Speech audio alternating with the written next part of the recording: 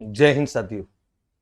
आप सभी का हार्दिक अभिनंदन है इस सेशन में। और ये सेशन आपको पता है कि मैं प्रीमियर लाइव के तौर पे ले रहा हूं, क्योंकि 9 बजे जो लाइव आने का समय वहां पे नेटवर्क थोड़ी सी दिक्कत दे रहा है। तो निश्चित तौर पर आप इन श्रेष्ठ प्रश्नों से वंचित ना रह जाएं, जो मैं बार बार बोला हूं, भारत के सर्वश्रेष्ठ प्रश्न। और मैं इसलिए इस बात को बार बार बोलता हूं कि सच में ये भारत के सर्वश्रेष्ठ प्रश्न हैं। शिक्षण विधियों के प्लेटफॉर्म पे इतने शानदार और इतने बेस्ट प्रश्नों का कॉम्बिनेशन शायद आपको उपलब्ध नहीं होता है, नहीं होगा, गारंटी से, पूरे भारत के किसी भी प्लेटफॉर्म पे।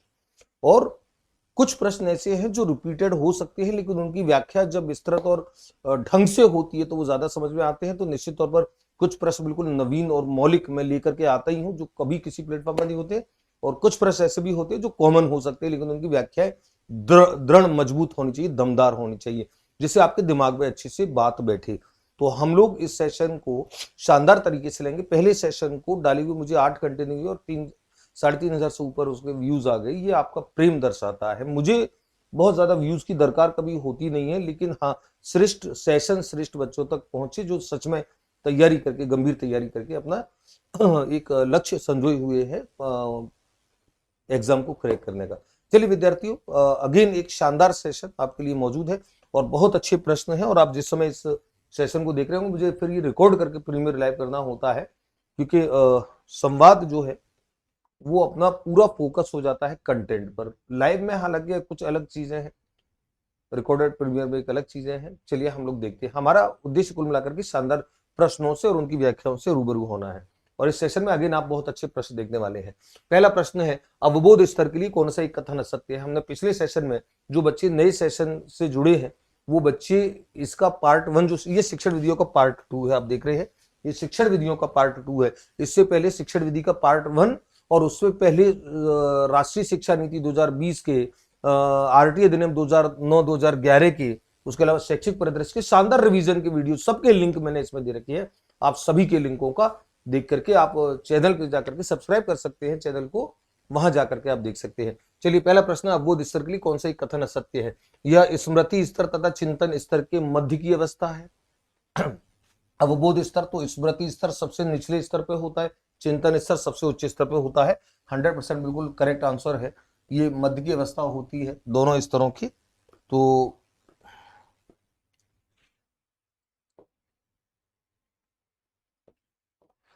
दोनों स्तरों के मध्य की अवस्था होती है, डंके की चोट पर, सही है।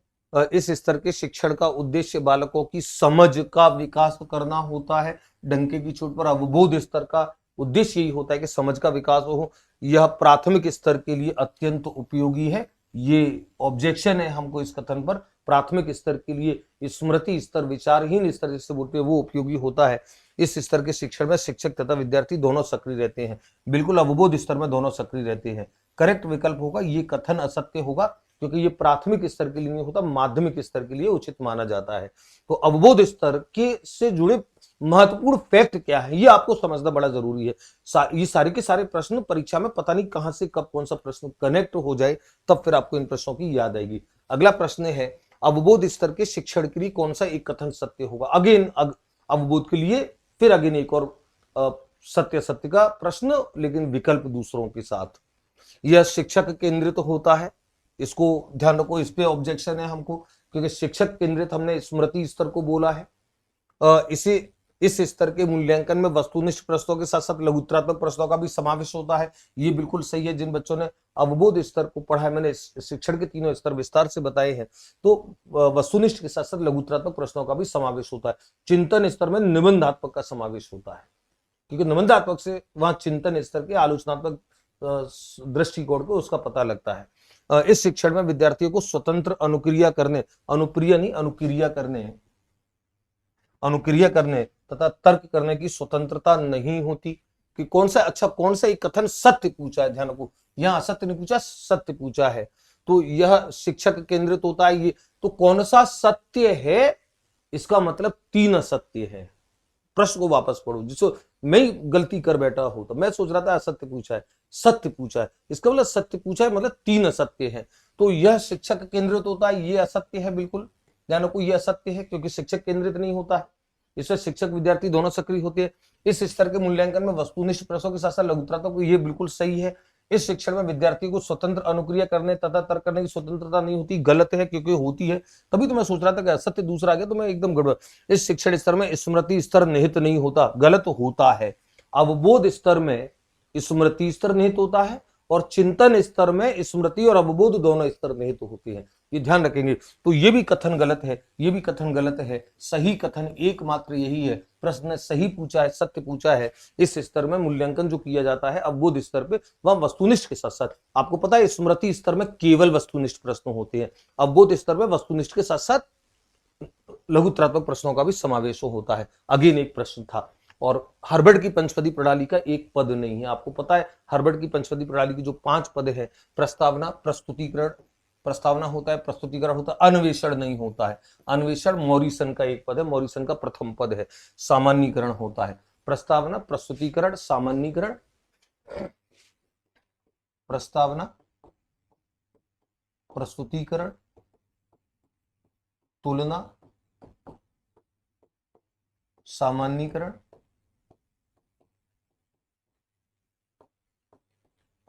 सामान्यीकरण और अनुप्रयोग, ये 5 पद होते हैं। 5 पदों को याद रखेंगे। ये प्रश्न तो कई बार रिपीट हुआ है, आपको कई सारे शिक्षक साथी कराते भी हैं, लेकिन 5 पद हर्बर्ट के, 5 पद मॉरिसन के आपको याद रखना बहुत जरूरी है। मॉरिसन के भी मैंने शायद 5 पद लिए, मॉरिसन के शिक्षण उपागम का पद नहीं है। मॉरिसन के 5 पद कौन से होते हैं? अन्वेषण,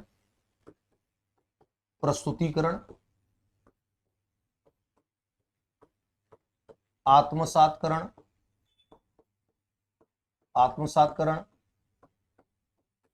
व्यवस्था यानी कि संगठन,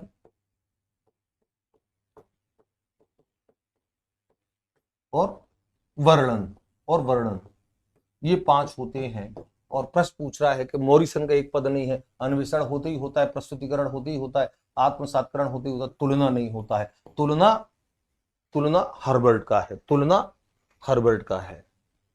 तो ये ध्यान रखेंगे 5 पद। और ये प्रश्न आपको प्राय अधिकांश प्लेटफॉर्म पर मिल जाते हैं, नो डाउट। ये प्रश्न लेकिन है इंपोर्टेंट, और मुझे इंपोर्टेंट प्रश्नों को एक बार रिपीट करने में, उन पर चर्चा करने में मुझे तो बड़ा अच्छा इसलिए भी लगता है कि बच्चों के लिए परीक्षा इंपोर्टेंट है।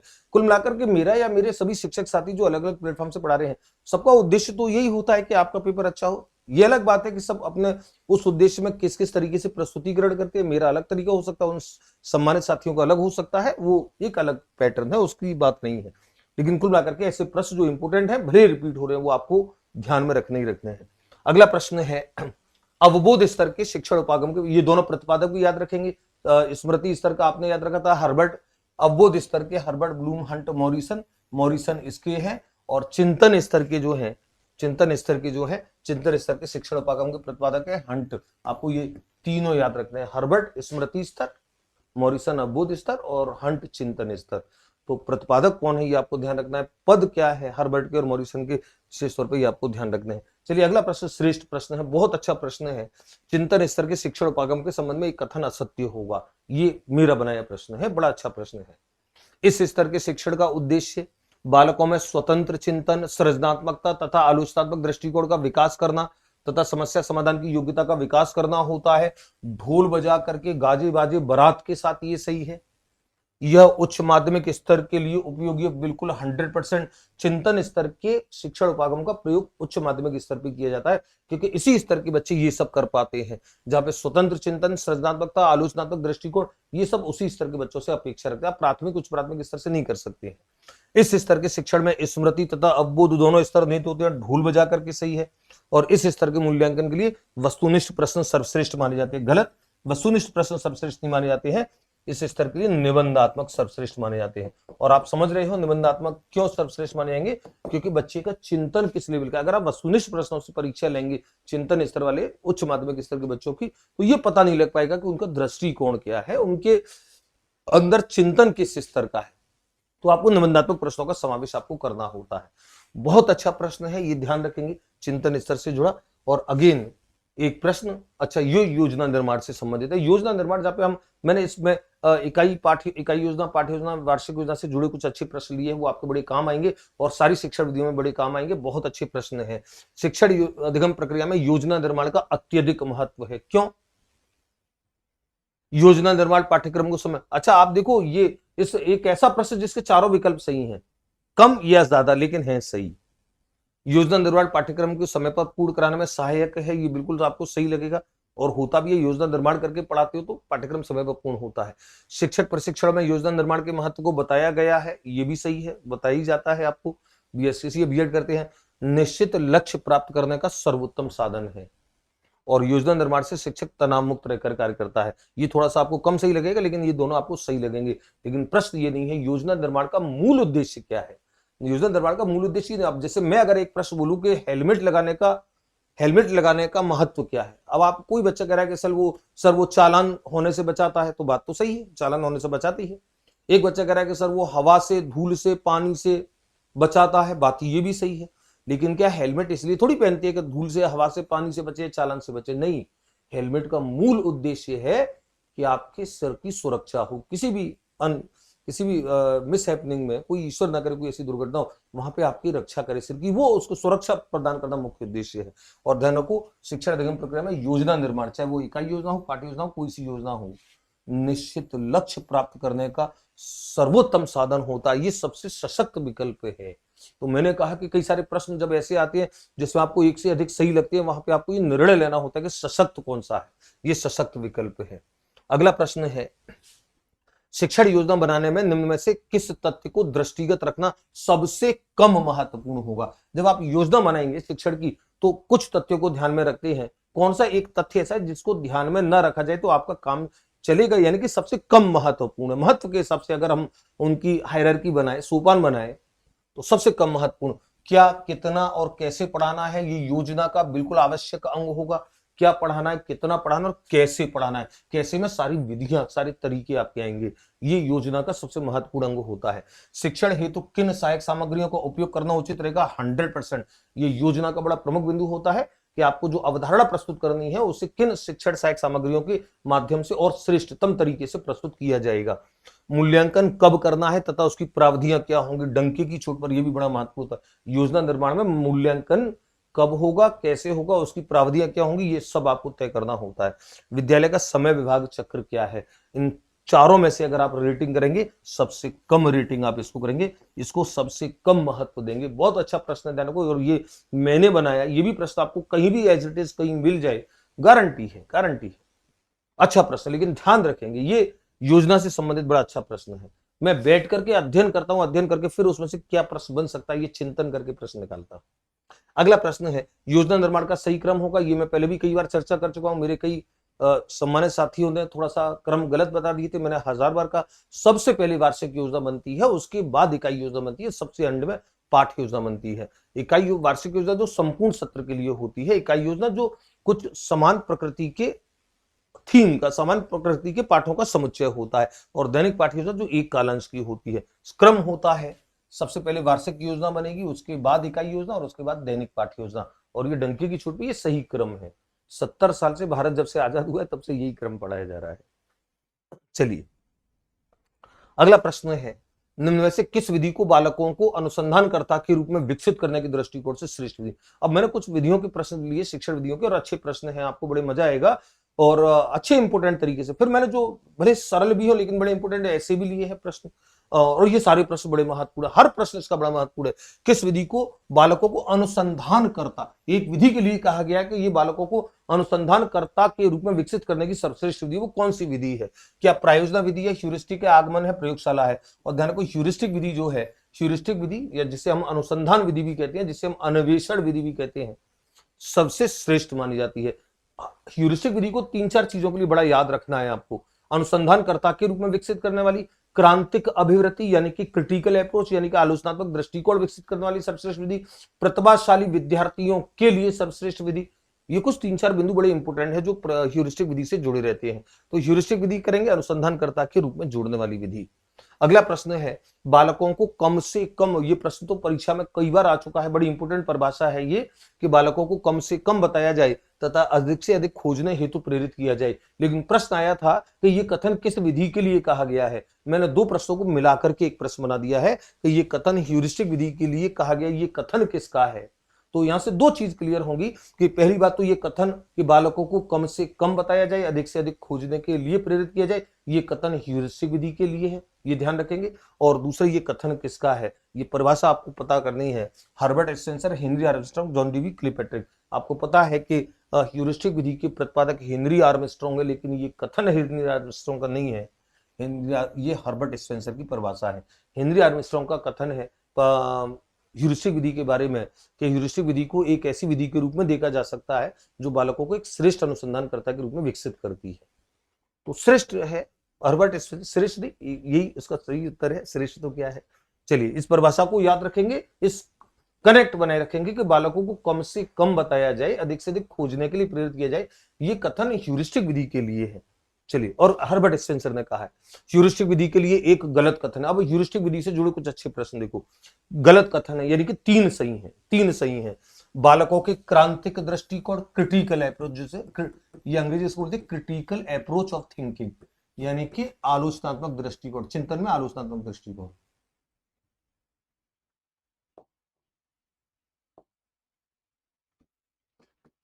तो क्रांतिक दृष्टिकोण का सर्वश्रेष्ठ मानी जाती है, सबसे ज्यादा बेस्ट विधि होती है क्रांतिक अभिवृत्ति का, क्रांतिक दृष्टिकोण का विकास। स्वयं करके सीखने के सिद्धांत का पालन करती है, डंके की चोट पर करती है, इसमें बालक खुद स्वयं करके सीखता है। ह्यूरिस्टिक विधि में सक्रिय अधिगम को प्रोत्साहित करती है, गाजे बाजे के साथ करती है, ढोल बजा के करती है। सामूहिक शिक्षण की श्रेष्ठ विधि है, ध्यान रखो, ऑब्जेक्शन है सामूहिक शिक्षण की, ध्यान रखो, ह्यूरिस्टिक विधि को व्यक्तिगत शिक्षण के लिए श्रेष्ठ माना जाता है, सामूहिक शिक्षण के लिए श्रेष्ठ। ये बड़ा अच्छा प्रश्न था और ये मैंने बनाया, व्यक्तिगत शिक्षण के लिए श्रेष्ठ माना जाता है, व्यक्तिगत के लिए श्रेष्ठ है, सामूहिक के लिए श्रेष्ठ नहीं मानी जाती है। और ये प्रश्न भी बहुत अच्छा प्रश्न है। मैं फिर बात कर रहा हूं कि आपको ये प्रश्न नहीं मिलेंगे, मुझे पता है नहीं मिलेंगे, मैं बहुत शोध करके बैठता हूं, कुछ नहीं, ये सारे नहीं, कुछ प्रश्न तो ऐसे हैं जो मिलेंगे, जो अभी मैंने कराए थे। लेकिन जिन जिन प्रश्नों की मैं बोलता हूं, जिनके लिए मैं दिमाग लगा करके मैंने तैयार किए, ये बहुत सामूहिक शिक्षण की श्रेष्ठ विधि नहीं, व्यक्तिगत शिक्षण की श्रेष्ठ विधि होती है। अगला प्रश्न है, और ये प्रश्न आपको सब जगह मिलेगा, जो मिलेगा वो, और ये लेकिन इंपोर्टेंट है, अन्वेषण विधि के प्रतिपादक है, अन्वेषण ह्यूरिस्टिक अनुसंधान विधि, हेनरी आर्मस्ट्रांग। सिंपल है लेकिन इंपोर्टेंट था इसलिए मैंने लिया। ये प्रतिपादकों को आपको याद रखना है, पता नहीं कौन सा प्रतिपादक आ जाए। ये सवाल पहले आ चुका है परीक्षा में, सेकंड ग्रेड परीक्षा में आया था। ग्रीक भाषा के शब्द ह्यूरिस्को का अर्थ है, और देखिए यहां भी मैंने दो प्रश्नों को मिला दिया है। प्रश्न एक ये भी आया है कि ह्यूरिस्को किस भाषा का शब्द है, ह्यूरिस्को किस भाषा का शब्द है, और वो आपको प्रश्न में मिल जाएगा ग्रीक भाषा का शब्द है। तो एक प्रश्न तो आपका ये तैयार हो गया, ग्रीक भाषा का शब्द है, और ये परीक्षा में आ भी चुका है। और ये भी प्रश्न आया कि ह्यूरिस्को शब्द का अर्थ क्या होता है। मैं जानता हूं, मैं खोजता, मैं सोचता हूं, मैं खोजता हूं, मैं समझता हूं, और अर्थ होता है मैं खोजता हूं, आई डिस्कवर, मैं खोजता हूं। तो ह्यूरिस्को जो ग्रीक भाषा का शब्द है, उस ग्रीक भाषा के शब्द का शब्दार्थ होता है आई डिस्कवर, यानी कि मैं खोजता हूं। ध्यान रखेंगे दोनों चीजों को। अगला प्रश्न है, निम्न में से कौन सी विधि प्रेगमेटिज्म, उपयोगितावाद के सिद्धांत पर आधारित है। बड़ा अच्छा प्रश्न था, ध्यान रखो, उपयोगितावाद का सिद्धांत जिसके प्रतिपादक जो है जॉन डीवी हैं, उपयोगितावाद प्रतिपादक जो है जॉन डीवी हैं। और जॉन डीवी जब प्रतिपादक आपको पता लगता है तो फिर आप तुरंत समझ जाते हो कि जॉन डीवी का संबंध किसी एक विशिष्ट विधि से है। उपयोगितावाद का सिद्धांत क्या कहता है, उपयोगितावाद का सिद्धांत ये कहता है कि जो बच्चों को सिखाया जाए अगर वो उनके दैनिक जीवन के लिए उपयोगी है तो सही है। ये प्रेगमेटिज्म की थ्योरी है, उपयोगितावाद की थ्योरी है, और इस थ्योरी की जो प्रणेता है जॉन डीवी है। मैंने विस्तार से इस पर चर्चा की है थ्योरी में। प्रश्नों के समय आप बस संबंध देखिए, कनेक्शन देखिए, लिंक देखिए। तो उपयोगितावाद और ये इस सिद्धांत पर आधारित विधि कौन सी है, ह्यूरिस्टिक, समस्या समाधान, प्रायोजना, प्रयोगशाला। आपको पता है प्रायोजना विधि, आपको दोनों तरीके से पकड़ना है। जॉन डीवी का संबंध प्रायोजना से, विचार सबसे पहले जॉन डीवी ने दिया, प्रतिपादन हालांकि किलपैट्रिक ने किया, उनको प्रतिपादक माना जाता है प्रायोजना विधि। और प्रायोजना विधि को जीवन द्वारा सीखने की विधि इसलिए कहते हैं कि एक वो ऐसी चीजें बच्चा करता है, समस्या समाधान ऐसे करता है जो वास्तविक यथार्थ जीवन पर आधारित हो। इसलिए एक प्रश्न आता है कि जीवन द्वारा सीखने की विधि किसे कहा जाता है, वो भी प्रायोजना विधि को कहा जाता है। चलिए, तो उपयोगितावाद पर आधारित प्रायोजना विधि है। अगला प्रश्न है, ऐसी विधि जिसमें बालक सामाजिक वातावरण में कार्य करके अपने व्यक्तिगत, अब चूंकि प्रायोजना विधि प्रारंभ होगी तो आपको उत्तर तुरंत पकड़ में आ जाएगा, प्रायोजना ही होगा। प्रश्न परीक्षा में स्वतंत्र तौर पर आएगा, ध्यान रखना है कि ऐसी विधि जिसमें बालक सामाजिक वातावरण में कार्य करके अपने व्यक्तिगत अनुभवों से सीखता है, क्योंकि यहां पर इन चीजों का बड़ा महत्व है। प्रायोजना को छोड़ो, प्रयोगशाला में भी बच्चा खुद कार्य करता है, अपने अनुभवों से सीखता है, लेकिन सामाजिक वातावरण नहीं होता है। अन्वेषण विधि, ह्यूरिस्टिक विधि में भी बच्चा खुद करता है, अपने खुद खोजता है, लेकिन वहां भी सामाजिक वातावरण नहीं, व्यक्तिगत अकेला करता है। और प्रदर्शन विधि में तो सब कुछ अध्यापक करता है, बच्चा केवल निरीक्षण करता है। तो प्रायोजना विधि होती है उसमें सामाजिक वातावरण, यानी कि कई लोगों के साथ समूह में मिलकर प्रायोजना पे काम होता है। चलिए अगला प्रश्न है, प्रायोजना विधि के सोपानों को सही क्रम रखिए। प्रायोजना विधि के 6 सोपान होते हैं, 6 सोपानों को सही क्रम क्या होगा आपको पता होता है। सबसे पहले होता है परिस्थितियों का निर्माण। परिस्थितियों का निर्माण किधर है, परिस्थितियों का निर्माण सबसे पहले होगा। उसके बाद होता है प्रायोजना का चयन। परिस्थितियों का निर्माण के बाद प्रायोजना का चयन, प्रायोजना का चयन 5। प्रायोजना के चयन के बाद प्रायोजना की रूपरेखा बनती है, प्रायोजना की सारी रूपरेखा बनती है। तो प्रायोजना की रूपरेखा 2, और उसके बाद प्रायोजना का क्रियान्वयन, फिर प्रायोजना को क्रियान्वित किया जाता है तो 1, और उसके बाद प्रायोजना का मूल्यांकन होता है, प्रायोजना का मूल्यांकन 4, और सबसे अंत में ये जो अभिलेख संधारण होता है, जिसे हम लेखा जोखा रखना भी बोलते हैं, लेखा जोखा रखना, ये सबसे अंत में होता है तो 6। और जिन बच्चों को पता है कि लेखा जोखा 6 किसमें एंड में आ रहा है, तो 6 इसमें एंड में आ रहा है लेखा जोखा, और 6 इसमें एंड में आ रहा है, और लेखा जोखा ही सबसे एंड में आता है, तो ये 2 विकल्प तो वैसे ही गलत हो जाएंगे। बच्चे काटना सीखना चाहिए बच्चों को। और इससे आपको 351 246, 352 146, 352 146 करेक्ट विकल्प होगा ये डी। तो थोड़ा सा आप ध्यान रखेंगे, इनकी क्रम आपको याद रखने हैं। प्रायोजना विधि के सोपान कई बार पूछे जा चुके हैं परीक्षा में, क्रम पूछा जा चुका है, कौन सा एक सोपान नहीं ये भी पूछा जा चुका है। प्रायोजना के प्रकारों में निम्न में से प्रायोजना के 4 प्रकार बताए हैं क्लिपेट्रिक ने, कौन सा एक प्रकार नहीं है। सृजनात्मक, रचनात्मक, समस्यात्मक, संज्ञानात्मक, अभ्यासात्मक। और आपको पता है 4 प्रकार होते हैं, सृजनात्मक या रचनात्मक प्रायोजनाएं, समस्यात्मक प्रायोजनाएं, अभ्यास प्रायोजनाएं, और रसास्वादन या आनंददायी प्रायोजनाएं। 4 प्रायोजनाएं होती हैं। अभ्यास होती है, समस्यात्मक होती है, सृजनात्मक होती है। संज्ञानात्मक प्रायोजना नाम का कोई आइटम नहीं होता है, ध्यान रखेंगे। तो ये जो है संज्ञानात्मक योजना नहीं होती है, ये आपको ध्यान रखना है। अगला प्रश्न है, निम्न में से कौन सा युग्म प्रायोजना विधि से संबंधित है।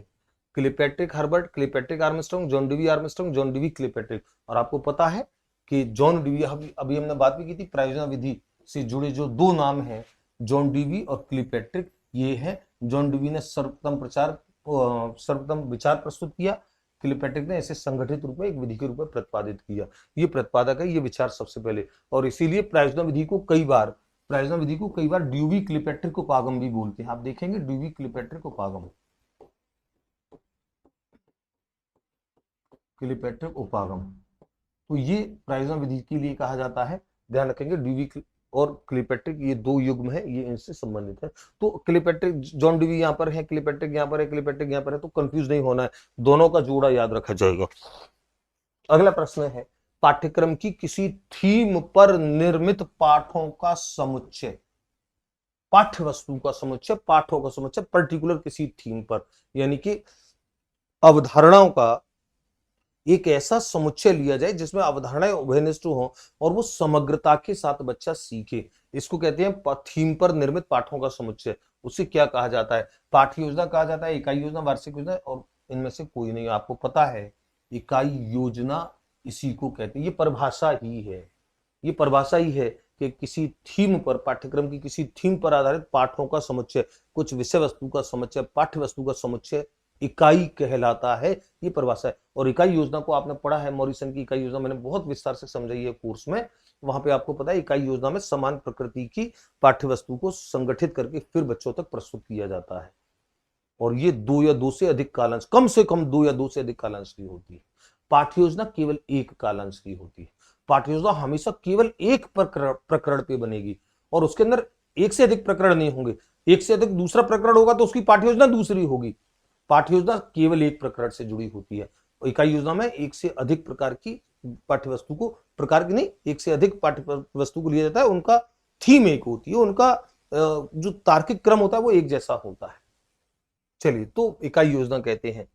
और अगला प्रश्न है, इकाई योजना के संदर्भ में निम्न में से कौन सा एक कथन असत्य। इकाई योजना के, अब मैंने बड़ा अच्छा प्रश्न लिया है, अब आप देखो इकाई योजना को कुछ बिंदुओं में समझो कि इकाई योजना क्या क्या है। तो कौन सा कथन असत्य है, मतलब 3 सत्य हैं, वो तीनों सत्य जो है वो दिमाग में भेजी में बिठा लेना, वो 3 आपके परीक्षा में बड़े काम आएंगे। प्रश्न में ऐसे बनाता हूं, कौन सा असत्य है ये मैं ज्यादा लेता हूं प्रश्न। आप देखेंगे मेरे सारे प्रश्न बड़ी कॉमन चीज मिलेगी, कौन सा असत्य है, क्योंकि उसमें 3 सत्य आ जाते हैं तो हमको 3 अच्छी बातें उससे जुड़ी हमको जानने को मिलती है, वो याद रह जाती हैं। इसमें विद्यार्थियों की आवश्यकताओं और अभिरुचियों के आधार पर विषय वस्तु का संगठन होता है ढोल बजा करके। इकाई योजना की बहुत एक इंपोर्टेंट ये विशेषता है कि विद्यार्थियों की आवश्यकता, और 2 प्रकार की इकाई योजना होती है, विषय वस्तु केंद्रित और अनुभव केंद्रित। वहां पे विषय वस्तु केंद्रित, अनुभव केंद्रित में आवश्यकताएं अभिरुचियां आएंगी, आवश्यकताओं में आएगा विषय वस्तु केंद्रित। तो दोनों को आधार बना करके संगठित किया जाता है। ये डंके की छूट पर इकाई के लिए सही है। इसमें समान अवधारणाएं, सामान्य समान अवधारणाएं एक क्रमबद्ध सुव्यवस्थित तथा तार्किक रूप में प्रस्तुत की जाती है। बिल्कुल समान अवधारणाएं एक क्रमबद्ध तार्किक और सुव्यवस्थित रूप में। आप कुछ अध्यायों को जो समान प्रकृति के और आपको लगता है कि इन्हें एक क्रम में पढ़ाना उचित रहेगा, तो आप उनको एक साथ मिला करके एक इकाई बनाते हो, फिर बच्चों को उसका प्रस्तुतिकरण करते हो। ये इकाई योजना की थीम होती है। विस्तार से हमने चर्चा की है, मैंने अपने पूरा 1 घंटे का वीडियो जब पढ़ाया है वहां विस्तार से मैंने इनको बताया है। यह पाठ्य योजनाओं को आधार प्रदान करती है। बिल्कुल ध्यान को, पाठ्य योजना का आधार इकाई योजना होती है। वार्षिक योजना, वार्षिक योजना के बाद इकाई योजना और इकाई योजना के बाद पाठ्य योजना। तो पाठ्य योजना को आधार प्रदान करती है और इसे एक कालांश में प्रस्तुत करना होता है। गलत, एक कालांश में प्रस्तुत होने वाली दैनिक पाठ्य योजना होती है। इकाई योजना कम से कम 2 या 2 से अधिक कालांशों में प्रस्तुत होगी। क्यों? क्योंकि कम से कम 2 प्रकरण तो मिलेंगे। सिर्फ एक ही प्रकरण होगा तो फिर पाठ्य योजना ही बन जाएगी, इकाई योजना की जरूरत नहीं है। तो संगठित जब कर रहे हैं, समुच्चय जब बना रहे हैं, तो समुच्चय में कम से कम 2 या 2 से ज्यादा तो लेंगे, तो फिर कालांश भी 2 या 2 से ज्यादा आएंगे। तो एक कालांश में प्रस्तुत करना होता है। गलत है, ये पाठ्य योजना के लिए सही होता है। अगला कथन है डैश डैश डैश शिक्षण की बॉस नहीं बल्कि नौकर होती है। बड़ा अच्छा कथन है कि ये शिक्षण की बॉस नहीं होती बल्कि नौकर होती है। ये किस योजना के लिए कहा गया है? इकाई योजना के लिए, पाठ्य योजना के लिए, वार्षिक योजना के लिए, ये सभी के लिए कहा गया है। और जिन बच्चों ने पढ़ा है मेरे से उनको याद आ गया होगा, ये पाठ्य योजना के लिए कहा गया है, दैनिक पाठ्य योजना के लिए। ये शिक्षण की बॉस नहीं है, यानी कि हम इसके अधीन होकर के नहीं चलेंगे, ये बल्कि नौकर है। उसका इसके पीछे छिपा मंतव्य आप समझ रहे हो कि इसके अंदर लचीलापन होता है, लचीलापन होना चाहिए, यानी कि हम इसके गुलाम होके नहीं चलेंगे। ये हमारी बॉस नहीं है, हम इसके बॉस है, ये हमारी नौकर है। यानी कि हम इसे आवश्यकता के अनुरूप बनाएंगे, लचीलापन, फ्लेक्सिबिलिटी रहेंगे, ये इसका मंतव्य है। तो ये कथन जो है वो पाठ्य योजना के लिए कहा गया है। पाठ्य योजना के संबंध में एक असत्य कथन है, यह पाठ्य योजना से संबंधित यह गेस्टाल्टवाद के सिद्धांत पर आधारित होती है। बिल्कुल 100% सही है, पूर्ण सेंस की ओर जाती है। इसमें शिक्षण के प्राप्य उद्देश्यों को, प्राप्य उद्देश्य जो एक कालांश में प्राप्त हो जाते हैं, उनको ध्यान में रखा जाता है। डंके की चोट पे सही है। इसे सामान्य शिक्षण का ब्लूप्रिंट कहा जाता है, ध्यान रखेंगे, ये 100% सही है। इकाई वो पाठ्य योजना को सामान्य शिक्षण का ब्लूप्रिंट कहते हैं। और इसके अंतर्गत कुछ प्रकरणों को संगठित करके प्रस्तुतिकरण करना होता है। गलत, ऐसा तो इकाई योजना में होता है। कुछ प्रकरणों को संगठित करके प्रस्तुतिकरण पाठ्य योजना में नहीं होता है। पाठ्य योजना केवल एक प्रकरण से संबंध, एक ही प्रकरण प्रस्तुत किया जाएगा। अगर दूसरा, मैं इस लाइन को ध्यान रखना, अगर दूसरा प्रकरण शामिल किया तो फिर दूसरी पाठ्य योजना बनानी पड़ेगी आपको। पाठ्य योजना केवल एक प्रकरण से जुड़ी होती है।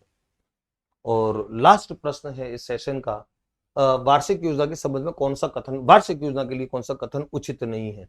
यह संपूर्ण वर्ष के लिए बनाई योजना होती है। बिल्कुल सही है, वार्षिक योजना संपूर्ण वर्ष के लिए बनाई जाती है।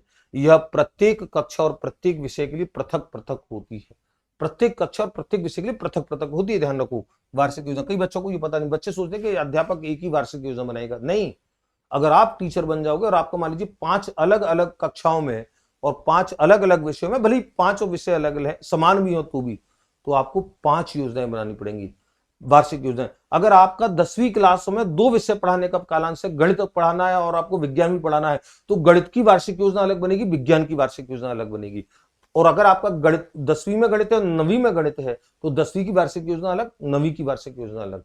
प्रत्येक कक्षा और प्रत्येक विषय के लिए अलग अलग बनती है। इसमें सत्र पर्यंत की शिक्षण योजना के साथ साथ मूल्यांकन के समय और अन्य करणी कार्यों का भी विवरण होता है, डंके की चोट पर होता है। वार्षिक योजना में सब कुछ शामिल होता है। शिक्षण योजना क्या होगी, मूल्यांकन कब लेंगे, कैसे लेंगे, अन्य दूसरे काम कौन कौन से समय समय पर करना है, वो सब वार्षिक योजना का एक पार्ट होते हैं। और इसके निर्माण का उत्तरदायित्व विद्यालय के संस्था प्रधान का होता है। नहीं, इसका उत्तरदायित्व प्रत्येक शिक्षक का होता है। प्रत्येक शिक्षक जो होता है तो ये 25 प्रश्न बड़े श्रेष्ठ प्रश्न है। मैं चाहता हूं कि इन प्रश्नों के साथ आपका श्रेष्ठ संवाद बने, श्रेष्ठ आपकी समझ बने, और मैं यकीन कर सकता हूं कि ये सारे प्रश्न जो खंड 1 के, जो मैंने खंड 1, ये आपका खंड 2 था, जैसे मैंने कहा ये पार्ट 2 है, पार्ट 1 पड़ा हुआ है, उसका लिंक मैं इसके अंदर डाल रहा हूं। शिक्षण विधि का लिंक, वीडियो नंबर 1। जो नए विद्यार्थी हैं, वो नए विद्यार्थी, इनकी पीडीएफ भी अगर आपको किसी बच्चों को पढ़नी है और पीडीएफ के माध्यम से इन प्रश्नों का अध्ययन करना है, तो एप्लीकेशन पे आप जाएं, एप्लीकेशन का लिंक डिस्क्रिप्शन बॉक्स में, वहां जाकर के मात्र 10-11 रुपए में एक कोर्स दे रखा है, श्रेष्ठ रिवीजन प्रश्न। मैं तो ये भूल जाता हूँ 10 का है कि 11 का है, लेकिन वो 10 या 11 रुपए का है, और वहां पे इन सबकी पीडीएफ मैंने दी है, पीडीएफ के माध्यम से आप पढ़ सकते हैं। मैं तो उसे फ्री रख रहा था, लेकिन बच्चों के पास से कुछ 10, 5, 15 रुपए भी निकलते हैं, तो ये फील मन में आता है कि मैंने कुछ दिया है, इसलिए जरा गंभीरता से पढ़ो। वो 10-11 रुपए से मेरा तो कुछ नहीं होगा, लेकिन आपको एक गंभीरता प्रदान होगी। तो चलिए विद्यार्थियों, बहुत अच्छे सेशन के साथ हम तीसरा सेशन लेंगे। और मैंने अपनी व्यवस्था बता दी थी कि नेटवर्क चूंकि दिक्कत देता है, इसलिए प्रीमियर लाइव करना मेरी एक मजबूरी हो गई, क्योंकि मैं चाहता हूं कि मेरे विद्यार्थी जो हैं वो अच्छे प्रश्नों के साथ, अभी एग्जाम आ रहा है, उस एग्जाम में बहुत अच्छे से तैयार होकर के जाएं, उनकी समझ विकसित। फिर प्रश्न, मैं तो हर बार कहता हूं और आज भी बोल रहा हूं, प्रश्न ठीक ही आएगा ये मैं नहीं कह सकता हूं, लेकिन प्रश्न इनके या तो ठीक ऐसे आएंगे या इनके आसपास आएंगे, ये गारंटी के साथ बोल सकता हूं। समझ आपकी ऐसी बननी जरूरी होती है, और मैं चाहता हूं कि समझ पे काम हो, याद करने पे, रटाने पे काम नहीं हो। मैं हमेशा उसका प्रबल विरोधी रहा हूं। आपकी समझ विकसित होनी चाहिए श्रेष्ठतम तरीके से। चलिए विद्यार्थियों, सेशन 3 में हम लोग मिलेंगे, अच्छी तरीके से हम लोग बात करेंगे। और मैंने गणित का जो कोर्स दे रखा है आपको, फाउंडेशनल कोर्स, आप जब भी फ्री हो और फाउंडेशनल कोर्स के साथ आप चलें, रीट L1 L2 के भी फाउंडेशनल कोर्स आ रहे हैं। नेक्स्ट एग्जाम के लिए तैयारियां आपकी श्रेष्ठ तरीके से अभी से मजबूत चलें, इसके लिए मैं अभी से तैयारी कर रहा हूं। चाहे रीट के बच्चे हो, चाहे लेक्चरर की व्याख्याता भर्ती के लिए भी मैं लेकर के आने वाला हूं। अलग से छोटे छोटे सेशन में करता रहूंगा। आपके जो सवाल हैं छोटे छोटे, उनको अलग अलग छोटे छोटे वीडियो में मैं डालता रहूंगा। सारी वीडियो से आप जुड़े रहिए, एग्जाम तक अपडेट होकर के जाइए। जय हिंद, जय भारत।